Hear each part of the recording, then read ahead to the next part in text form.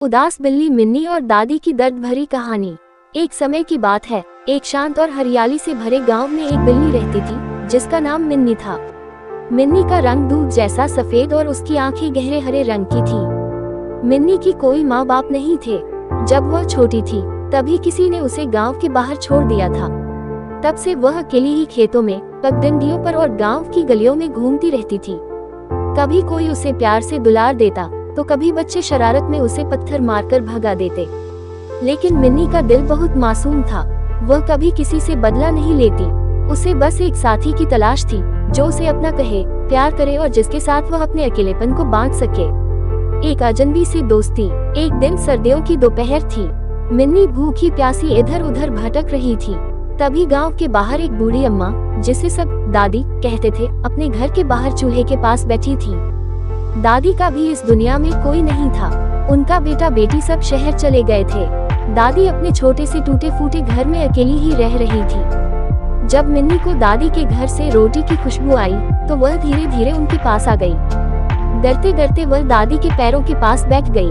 दादी ने उसे देखा और मुस्कुराते हुए कहा, अरे तू भी भूखी है क्या? आ, रोटी खा ले। दादी ने अपनी थाली से रोटी का टुकड़ा मिन्नी को दिया।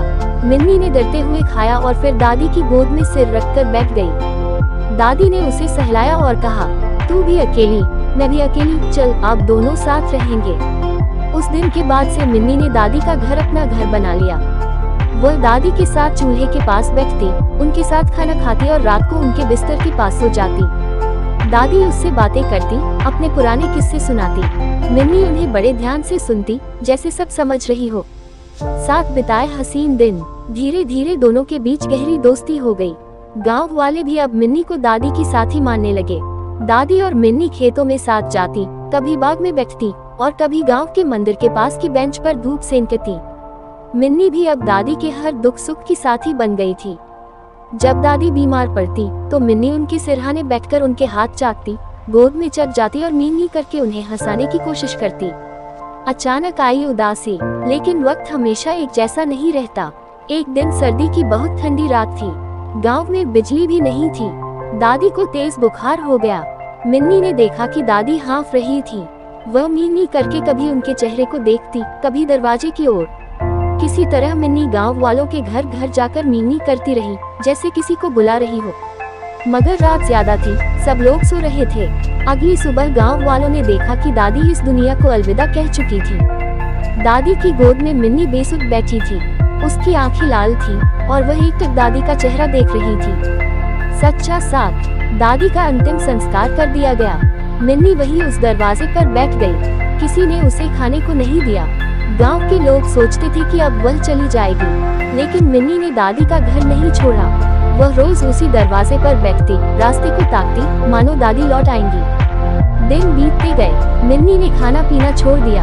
उसकी हालत कमजोर होती गई, लेकिन वह फिर भी हर दिन वही इंतजार करती रही। गांव के बुजुर्ग कहते थे कि मिन्नी का प्यार सच्चा था। एक दिन शाम को हल्की बारिश हो रही थी। मिन्नी ने दादी के दरवाजे के पास लेटे लेटे अपनी आखिरी सांस ली। उस दिन गांव वालों की आंखों में भी आंसू आ गए। सबने कहा, इंसानों से ज्यादा वफादार ये मासूम जानवर होते हैं। बिना बोले जो रिश्ता निभा जाते हैं वो हम कभी नहीं निभा पाते। गांव वालों ने मिन्नी को दादी के आंगन में दफना दिया। आज भी जब कोई उस पुराने घर के पास जाता है तो कहते हैं कि रात को वहां दादी और मिन्नी की परछाई एक साथ देखी जाती है। कहानी की सीख। सच्चा रिश्ता खून का नहीं, दिल का होता है और बिना बोले निभाया गया रिश्ता सबसे पाक और अमर होता है।